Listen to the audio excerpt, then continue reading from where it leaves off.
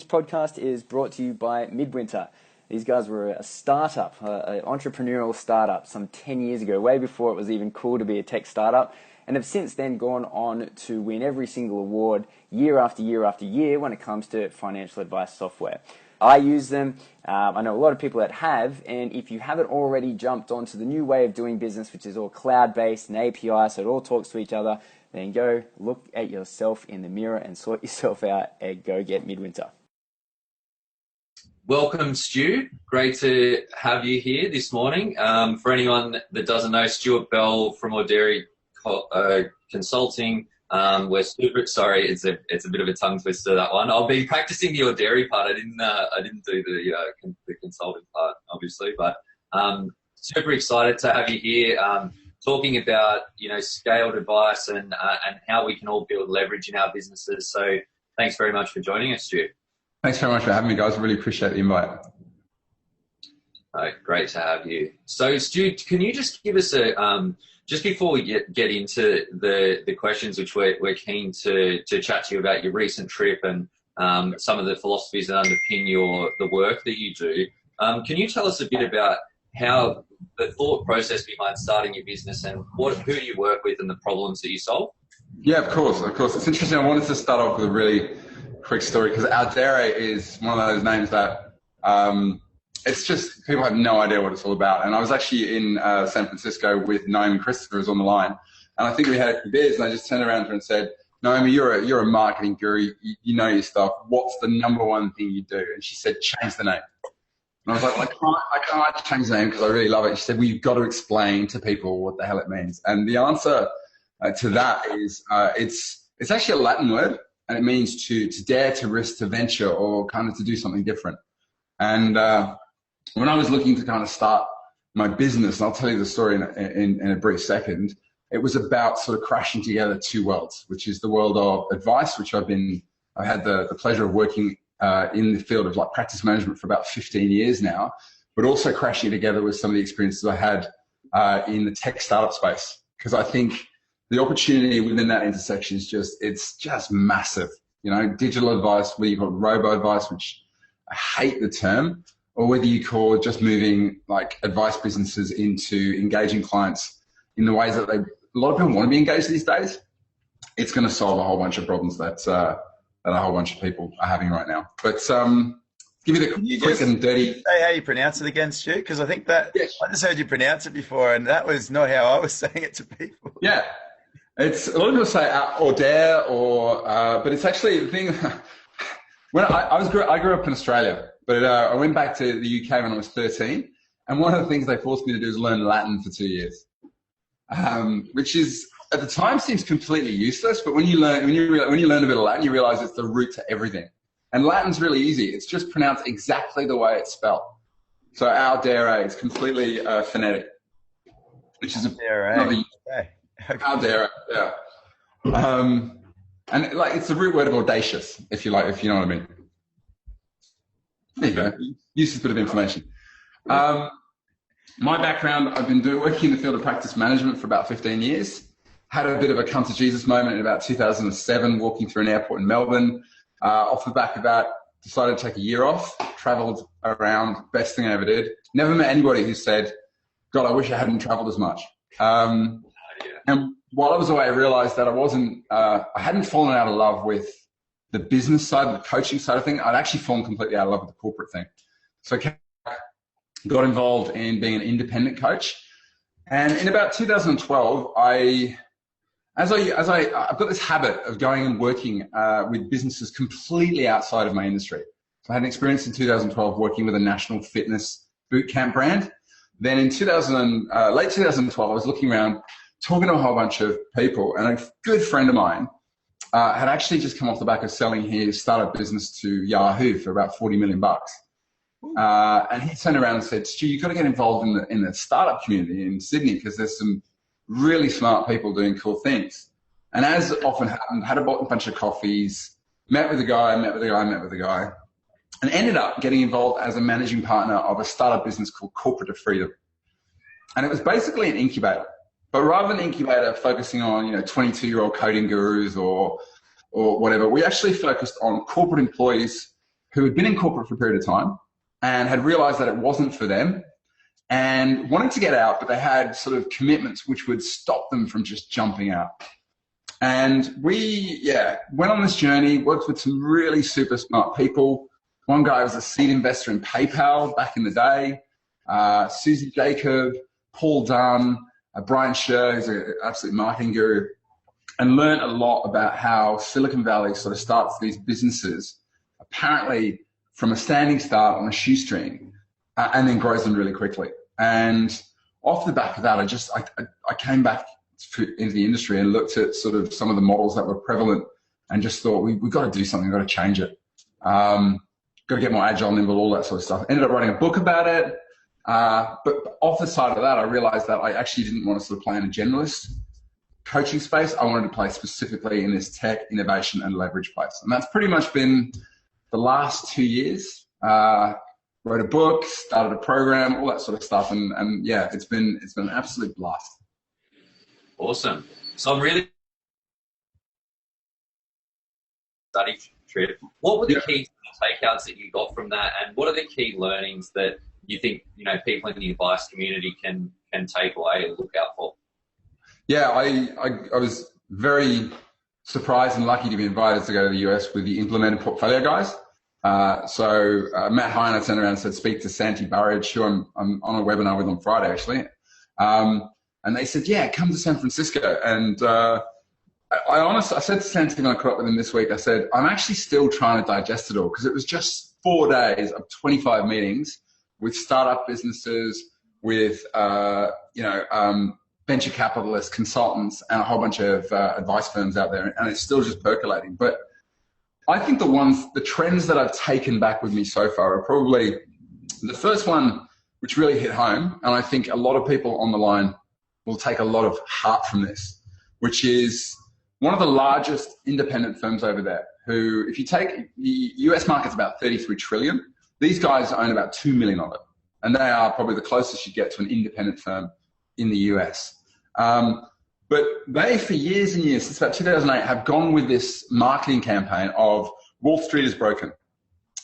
Advice is conflicted. And you know what? It's been, as you'd expect from Americans, the marketing angle has just been fantastic. But they've obviously made a decision now that kind of stage of their marketing is over and done with. And the angle they're going after is the link between financial well-being and personal well-being. So this idea of not seeing wealth creation as something that sits over there, but something that influences your spirituality, your well-being, your health, and all the rest of it. And I know there's a lot of people in the industry, particularly the younger advisors out there, who do strongly believe in this angle. And I think to see a large firm like that going after that health and wellness space, they're not making this decision based on, hey, what do we do next, guys? Lunchtime meeting, let's do this. There's research that's gone into it. There is testing. There's online stuff. There's focus groups. So that's a real trend. I think we're going to see an increase in businesses positioning their services being part of a bigger health and wellness thing. That's probably the first trend that I saw over there. The second one, which I think is really interesting, is clearest indications of that model was a group called You Need to Get in the Closet, Adrian, definitely. Is the fact that I think the future seems to be more likely to be the combination of these two things into businesses that have more impact and do things at a lower price point. Okay. I'll choose one more, which is one of the guys we met over there was a guy called Richard Arnold. He sort of blew my mind. But some of the challenges he laid out is he asked questions around looking sort of 20 years in the future. How will advice be given 20 years from now? Will it be, Ben's digital avatar talking to me as your client digital avatar, and we exchange information, which goes, that's the kind of thing that Silicon Valley are kind of thinking about. Right. He challenged people to say, going forward, how will if one advisor can manage 100 clients now, what does a business look where an advisor can manage 1,000 clients and the experience is still off the charts? Or alternatively, what does your $50 advice program membership look like? And I think the one trend and the one thing myself and a couple of others on the tour got from it is, if you're still thinking about advice as just being you doing stuff, then shift over to thinking about, how am I going to create a system underneath me that delivers all the value that I do, but it's not dependent on me and my personality and my efforts and all the rest of it. So there's a whole bunch more that came out of it, but those are the three things that have really captured my imagination and are kind of fueling a lot of what I'm doing right now. Yeah, awesome. So I'm keen to explore a little bit in some of those areas. The first one was, you'd mentioned the health and wellness space and the example of the company over there that have moved into that area. And I know a couple of great businesses over here that are sort of moving into that space. Catherine Gross down in Sydney and Lee Shadell is doing this really well up in Brisbane. But for people that have thought about it, and like you say, I think a lot of people can see that there's that link there between the overall wellness and the financial wellness. But what did they give you any insight into the approach that they took, or were you able to glean any sort of, I suppose, tips for someone that wanted to go down that path potentially? I think a lot of what's going on in the space is kind of they're employing a lot of personal financial management tools. So we know them as the Money Soft, the Money Brilliant, that sort of stuff. But there seems to be a greater integration of this stuff. So they're kind of, and I'll give you a really clear example of Personal Capital, are a firm, and they've got a really clear engagement funnel. So they offer a bunch of what we call calculators, tools, financial planning stuff that people can come in and use. And they're free. The next level up is they offer analytics, which is where you can pull together, your data, your information, kind of some of the stuff that we're moving into, but I don't think we've systemized it, and kind of centralized a lot of the reporting and the information there. And once you've got it all there, they can start to sort of pull out some of the marketing elements and deliver articles which are relevant to you. Because one of the speakers over there was a group called Splunk. And the guy who came into the room was just, when you're talking, you get to about 5 minutes into talking to someone and you just realize this guy is just off the charts brainy. Yeah. And he was talking about the amount of data that just doesn't get used. So they're talking about, once you've got people's data there and you're analyzing, what are you spending your money on? What are you doing? You can start to sort of deliver content which is really relevant. And some of that is going to be health and well-being. Some of that is going to be little nudges around, why are you spending your money there? Why are you doing this?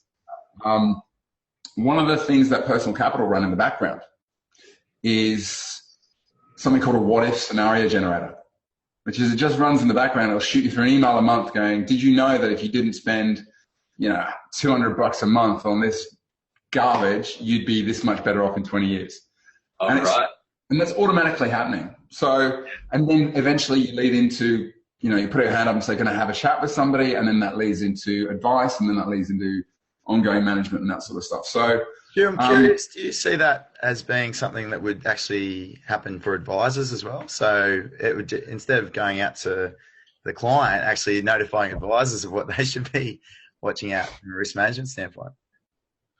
I reckon I probably could. I reckon I've worked on the coin implementation AMP a while ago, and I reckon a lot of the reason why, coin was chosen, that kind of like you, Stu, until you said that.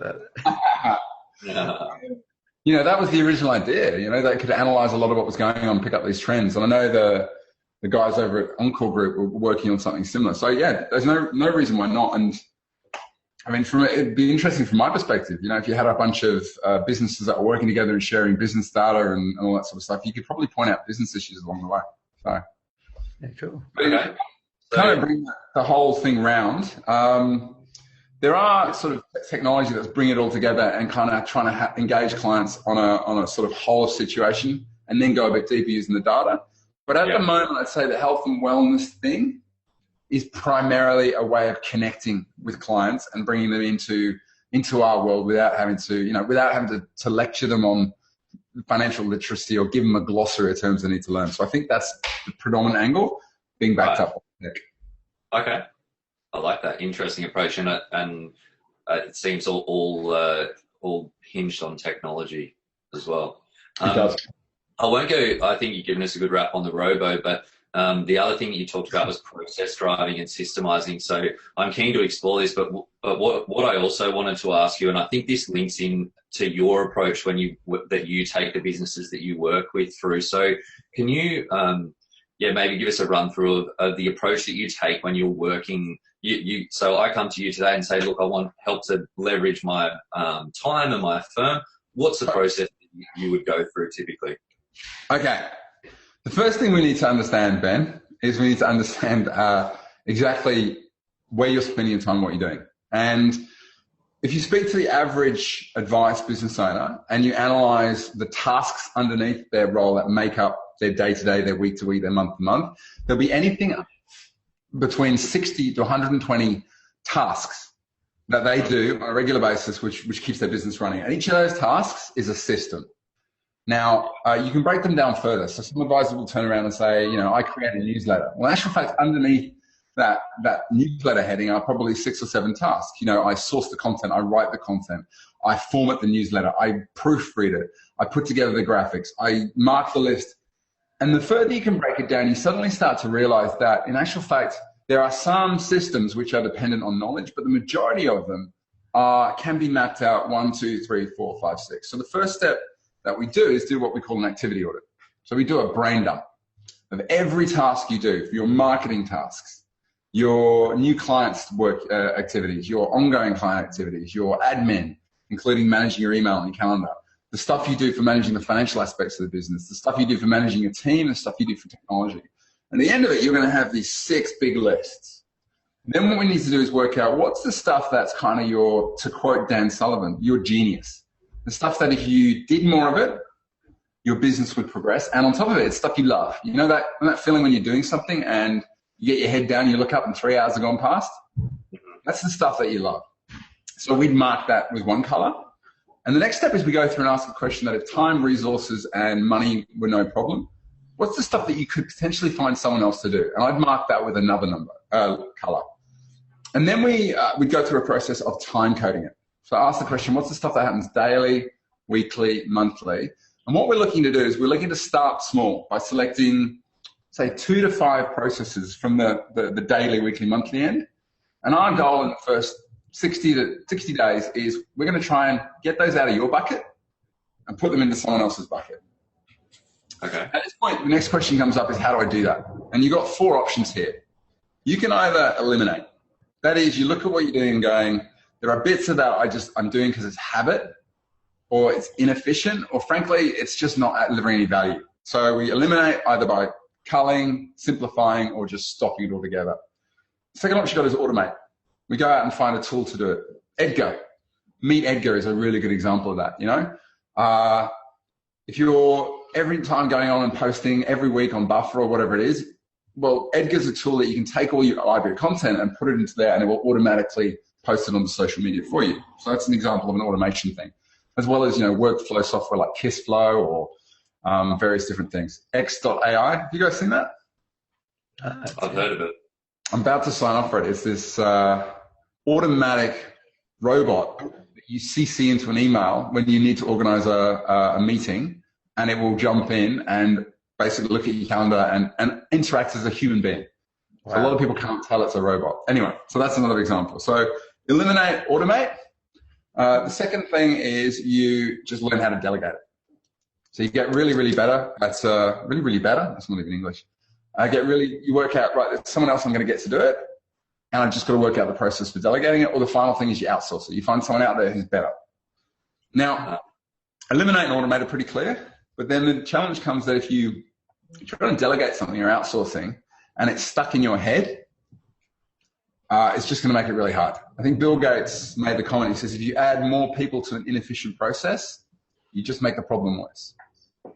So the easy answer is you've got to find a way of getting it out of your head into a format that someone else can follow. And traditionally what you do is you sit down and you write this operations manual, and it would take you weeks or months or hours. Then you do what happens to every operations manual, which it goes in the drawer, gathers dust for 3 years, and no one ever looks at it. But the process I've been working with businesses is leveraging video. Now, I learned this trick because I work with people overseas, and I do a lot of coaching meetings, so I don't always have the time to organize a catch-up, sit down and explain things to them. So I learned pretty quickly to sit down, record a video of what I want done, and then email it out to them.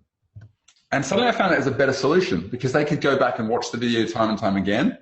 And on top of that, I could then follow it up with a message saying, you know that video that I've just shown you how to do something? When you've worked it out, could you actually map it out into a checklist so the next person can watch the video and do it again and again?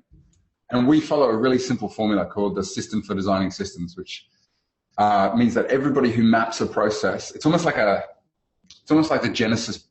It's a process you can go, here's a process on how to map a process in our business. And it gives them like a recipe to follow. And the end result is it suddenly gets to a situation where you're doing something anyway. You know, I'm already putting together a proposal, or I'm already proofreading a document, or I'm already setting up my social media. I may as well click record, record a video, and then I've got an instructional video done forever. And if you can get into the habit of doing that, over time, you suddenly find yourself, particularly if you can get the team behind you, mapping these processes, putting it onto, you know, an online operations manual like Suite Process or Process Street. You suddenly find yourself 6 months later opening your online operations manual and seeing all of these processes just sitting in there. And people come to you and say, how do I do this? And your default answer becomes, you know, the best place to find out that information is go and look at the online ops manual, because it's going to explain it to you much better than I will. And if they come back and say, I've looked on the ops manual, there's no process there, you go, congratulations, I've got a project for you. And the whole point of this exercise is to elevate you, because sort of put a line under it. A lot of business owners, they start their business and they're doing everything.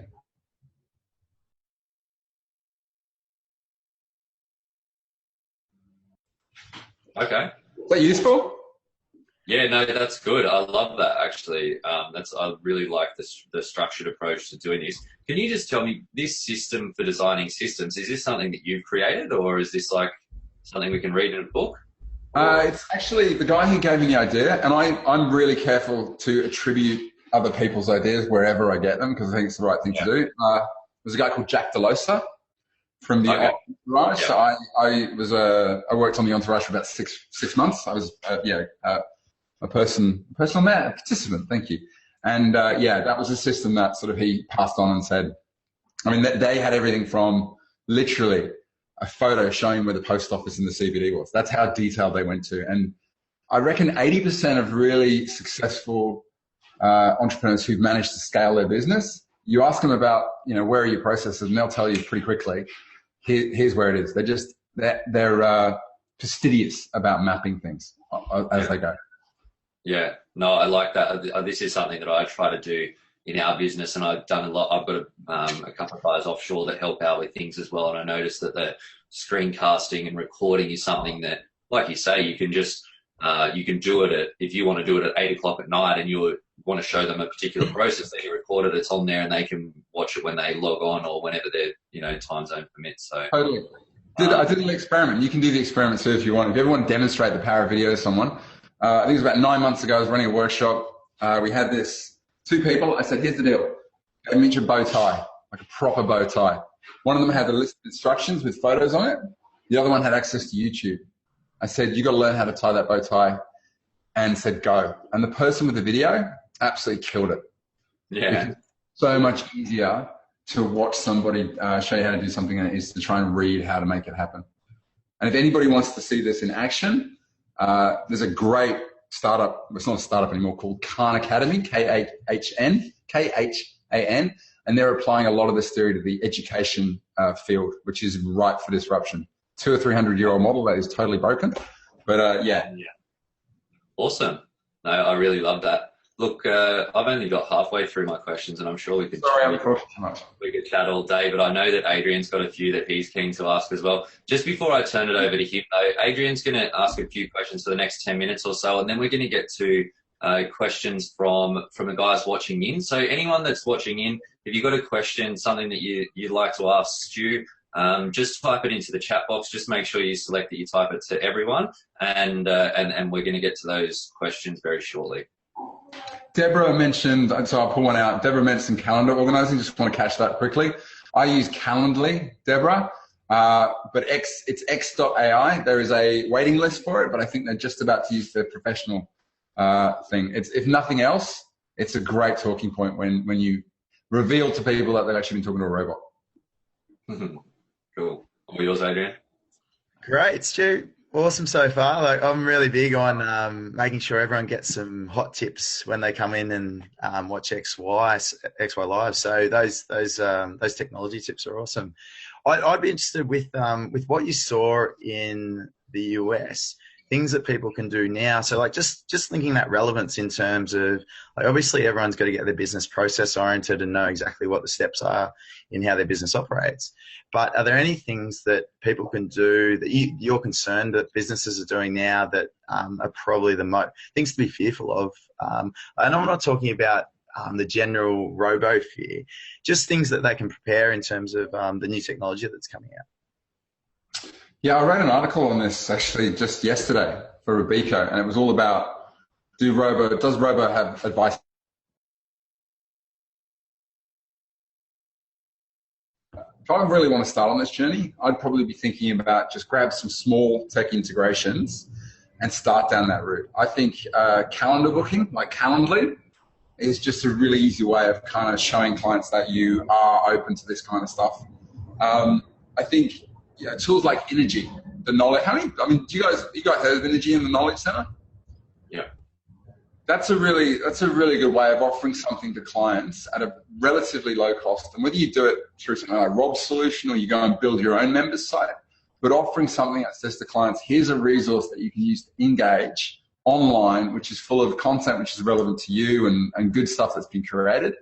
That's probably a really good place to start as well. Probably I was going to pull one thing that I've kind of been pretty passionate about, and I just noticed so well in the way that startups do, which is if you look at the way that startups go up to their market, they get really, really clear about who they want to talk to. And then rather than going out with you have to be financially literate or you need a budget or you need to get insured, their first aim is to connect with an existing problem. They're not trying to sell you have to do this at the top of the funnel. They're trying to get them to connect with stuff that people are already looking for. I'm looking for a simple solution for that. I'm looking for someone to bounce this idea off, whatever it might be. And I think as the benefit of that is it enables to open the conversation, to get the email and start the marketing process, which typically when you're marketing to people who are not aware they have a problem, which let's face it, when it comes to financial literacy, very few people wake up in the morning and go, I don't know anything about anything. I need to speak to someone else. Do you know what I mean? Yeah, absolutely. So I think if the one thing you could do to get on board with this stuff, I think if businesses started getting clear either on the market they're after or what they believed in the message they had, and instead of trying to educate and sell to them at the top of the funnel, instead just try to work out what are they already looking for? What's the problem? To quote your, I think Ben, you mentioned it. What's the existing problem that you're trying to solve, as opposed to the whole bunch of 10 problems that these guys don't know about that you're trying to open their eyes to? Yeah. Can I give you one really quick example? Sure. There's a business in the US called Levanto, which I think means levitate in Spanish. And they are a personal financial management tool with a kind of an online component. And they launched their business, and theirs was all about, they target what's called Henrys, which is a great acronym, high earners not rich yet. I think we all know what we're talking about there. And they went out with, their original value proposition was get financially well. But they discovered that their target market didn't think they were financially unwell, which kind of sort of talks to the fact that if you're trying to market to people about a problem they don't really feel they've got, it doesn't work. So they pivoted and they changed their positioning to we are your personal bookkeeper. But they then went out and asked the market, and they realized that the market kind of saw bookkeepers as someone that has to be managed and told what to do. And these are time poor people. So they pivoted again and they came up with a value proposition, which was we are your personal CFO, with someone who'll give you direction and leadership. And that's what they're going with right now. I think, we can talk about plugging in tech, we can talk about adding in all these tools, but I think the number one thing that advice firms can do to get connection, get engagement, and get, in particular online, is just start listening to what the problems are already there and talk about those and hook into those as an opportunity to get the conversation going. It's a very long answer to a short question. That's a great answer. Yeah, that's awesome. The other curiosity, and guys, a reminder, Naomi just said Levanto was the highlight of her trip. So good. Yeah. And the guy who presented, which I think his name is Doug Chan, was just an absolute, you just saw him, he'd been at Google, you just knew he knew what he was doing. He was such a good pitch. That's awesome. Thank you. No, Stu, you're welcome to extend your answers as long as you're delivering the hot stuff for us. It's I'd be curious to know, like, there's a lot of advisors that are starting to do different tweaks to their business in terms of stepping outside traditional financial advice. So, for example, life coaching, health and wellness. What do you think that's essential for businesses? Because people are wondering, is this overreaching what their scope is as an advisor, or is this something that's necessary for us to be more relevant to clients? It's a good question. My gut is to sort of come back again to whether or not you're doing something because it's what you want to do, or whether you're doing something because it's something your clients want. So I think you start with the end client in mind, and let that kind of guide what you want to be doing, then you're going to get traction. And at some point you realize that the direction your business is heading isn't genuine. It's not what you're good at. It's not what you love, and your passion is somewhere. Then the answer is go and find another tribe, go and find another community that doesn't match it, or just stop doing those kind of things. So I think if you're going to go down the health and wellness route and you're going to lead with that angle, it's got to be something that's genuinely you. Like if I turned around and started to, I on the beach surfing, so surf lessons and financial advice sort of thing. Absolutely, because that's him. It's genuine. I mean, it's like XY. If you guys suddenly turned up on this webinar wearing ties, cleanly shaven, and all the rest of it, it would be a bit weird because that's not what XY is about. And or in an office or something. That'd just be anything like that. Ruin the brand. I think the greatest thing you can do is if health and wellness is your thing and you can find a tribe you can connect with who believe the same things you do and have the propensity to pay you the fees that your model requires, then go for it. But if you find yourself going down a route where it's not your thing, you're only doing it because you're going with the crowd, you don't really believe in it, and or your business model is too expensive for the clientele you're going for, then I definitely revisit it and ask whether you're just doing it because it's a trend, or whether you're doing it because genuinely you feel it's something you can add value in. But yeah, does that answer the question? Yeah, absolutely. What I got out of that was essentially, to start with a client and you mold what they need, and that's how you can branch out. But it's got to be at fixing up concerns for the client or needs. And otherwise, if you feel like living by the beach, you're going to have to make sure your clients match what you want out, your lifestyle, or how you want to do things. So as long as the match is going on, is that the hot tip? That's pretty much the hardest thing to do, is to try and create a market for a product that you have, unless you've got deep pockets. And all the marketing people know if you want to create a market for a product, it's expensive.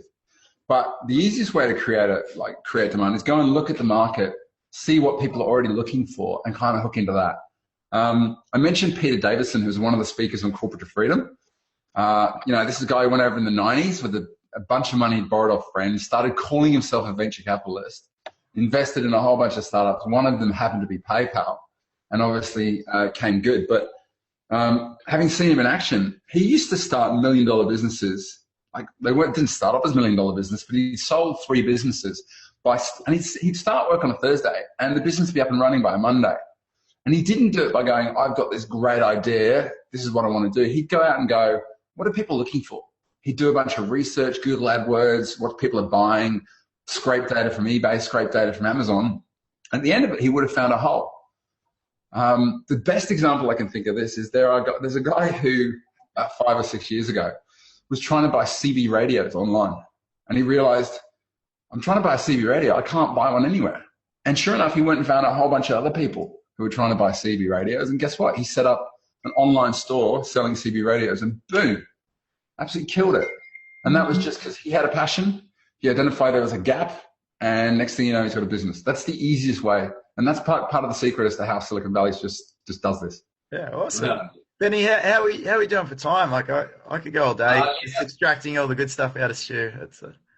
Yeah, I think we've got a couple of questions that have come to the audience, but we might just answer those before we wrap. I think that stuff's you know, with the health and wellness thing, one thing I think that why that works, and I think you're talking about taking that to the, like finding that need and taking it to the market. I think everyone is generally becoming more health and wellness sort of focused these days as well. And I think that's why that works. Not to say that you need to do it, but I think that's why people partner in successfully in that space.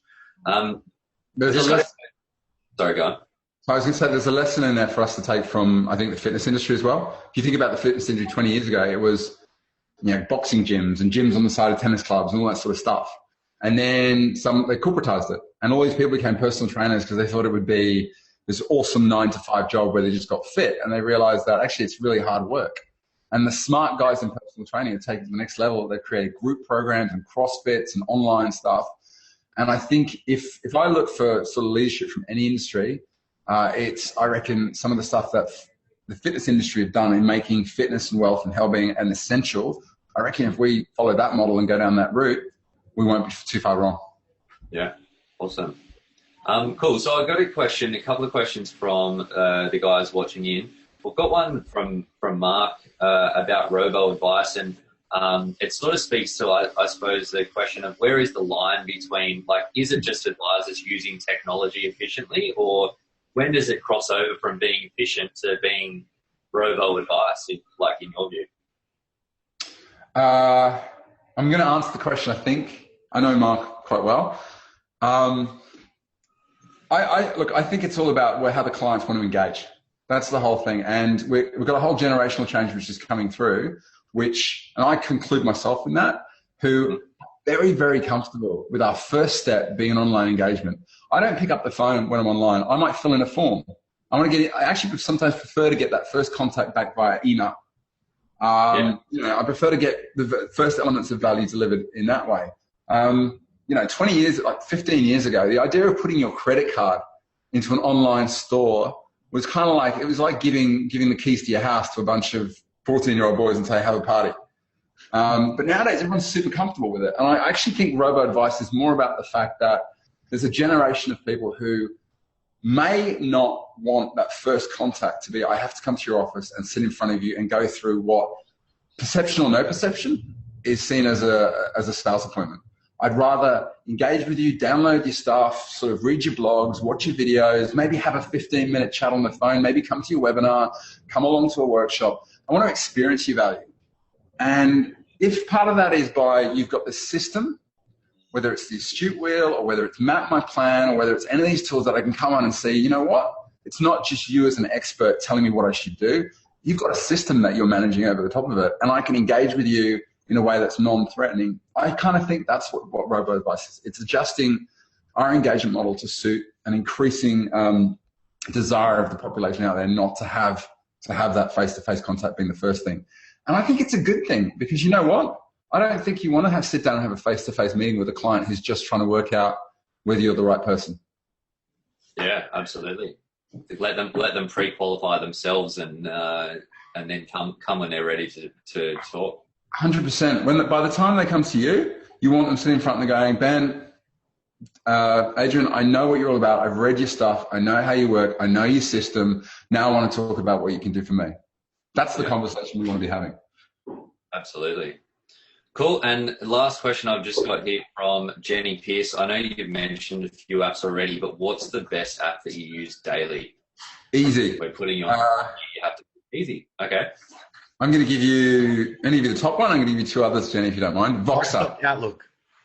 Microsoft Outlook. I use Outlook on my phone. It's on my iPhone, would you believe it? It's the best email app there is. Would you believe it? It's so good. Every time I tell people, forget Apple Mail, forget any of it, use Outlook, they're like, on an iPhone? Anyway. The best app I use is an app called Voxer. And this is it's called an audio walkie-talkie. So I think it's about $4.50 a month. I get my whole team on it. And what it does is it eliminates the need for me to write long emails. Because sometime when keyboards were invented, someone came up with the idea that let's all type everything out. Like if we go back to the 1950s, gender inequality aside, they had a really good system, which was they had people who could touch type, and they had people who could do, shorthand over here, and then they had the people who couldn't over there. And they worked together in order to work efficiently. And then computers were invented, and suddenly we all went to typing. The average person can speak at 200 words a minute. That's the one, Phil. 200 words a minute, and types at 40, which means whatever I can say, I'll be done in 20% of the time than you typing. So Voxer is great because whenever I'm speaking to whenever I want to give sort of instructions or get people to send things out or do tasks, I just Voxer it to them. And it's a really great way of just removing that need to have emails going back and forth. I use it with clients. So I come to the end of a coaching meeting, I'll pick up Voxer, I'll do a summary. You can send out a URL link, which goes into an email, and they can actually hear an audio summary of, hey, this is what we covered, this is what your job is next time around, and etc. So Voxer is probably awesome tool. The other two I'd recommend are, I bought an iPad Pro with a pencil and an app called Paper 53. And it's just changed the way that I take notes, the way that I keep track of things in client appointments. It's, absolute game changer for just note taking and mapping out like processes and sketching worksheets and all that sort of stuff. Paper 53, is it? Paper. I think the app is called Paper and the company is called 53. Okay. Phil just popped it on the chat there, guys, if you want to check them out. That's it. And the final one is a tool called rev.com, which is a transcription service. And one of the things I try and get anybody who comes on the Leverage program over to is file notes on Rev, because file notes are incredibly important for your business, but notoriously what happens is you have to wait until you've got time to sit down, and then usually it's a few days after the event, and you've got to try and remember what the context was, and all the time you're moving away from that appointment, you're losing this really great quality information. And Rev enables you to dictate an audio file note. It automatically uploads it to Dropbox. So literally your team can be picking it up, dropping it into your CRM, actioning the actions off the back of it. But the real tweak is you can hit a button. It goes off to a pool of transcribers who will transcribe it out for you. They'll shoot it back to you usually within a couple of hours. So if you really need a written file note, you can then just copy and paste it and dump it into somewhere. And I've actually started writing sort of articles and all sorts of things on it, because funny thing is when you dictate blogs, they end up sounding like you. And when you dictate emails, they end up sounding like they're coming from you rather than that formal stuff. So those are probably the three I use regularly. Voxer, 53 I use pretty much every day, or Paper by 53, and Rev is, it's a stalwart. Well, the main reason for that is 40 words a minute versus 200 words a minute via voice. So I think that's. How did I know, Stu, that you wouldn't be able to pick one app? Yeah, that's kind of it's true. Man, I've actually noted out. I've got about 10, so I'm not. There's a whole bunch of them, and I think the general rule for apps is if it's not making things better, faster, or easier, then don't use them. Absolutely. Awesome. Well, just drop the link into the next session. Sorry, Benny. So. So for everyone watching in, there's a link to the next session in the chat box there. Adrian's just put it up. And if you guys are anything like me, I know that I struggled to write down all of that stuff. This session, the recording from the session will be going live onto YouTube in a few days' time. So keep an eye out for that. If you're not already subscribed to YouTube, to the XY Advisor YouTube channel, if you do that, you get a notification when this stuff pops up. Guys, thanks very much. And the blog will be coming out in a few days as well. Yeah, absolutely. Thanks very much for joining us, Stu. Thanks for having me. Really appreciate your time. Guys, we've got a great session next Wednesday, same time, just to play catch up. We've got Sam Henderson. He's going to talk about profile and how he ended up on the TV. So you can register through the link that's in the chat box there. As always, tell your mates if you think someone would get value from this. So thanks everyone for watching in. Thanks again, Stu. And a quick plug, because Phil Thompson wrote this great article on LinkedIn just the other day, all about sort of diversity and some of the experiences that he's seen. I think it was a really brave article to write, and I just wanted to sort of recognize him for putting his neck out and writing it, and I think the message that he put out was excellent. So nice one, Phil. Nice one, Phil. And guys, I've just put, you can look up Stu's business as well. I've put a link to his business in the chat box. He's got a bunch of tools and different webinars and stuff that he runs that'll give you guys some value. So have a look around and check out some of his stuff. I've had a look and it's quite cool. So there's a downloadable sheet there called our 5 top productivity tips, which you can download, put your email address, you know, the sort of deal. And they're the 5 tips that we reckon will save you, if you implement them well, save you. Scroll down, it's right there. Awesome. Cool. All right. Thanks very much, guys. And yeah, look forward to seeing everyone next week. Thanks, gents. Have a wonderful week, and thanks for having me. No worries. Cheers, Stu. See you Yeah. later.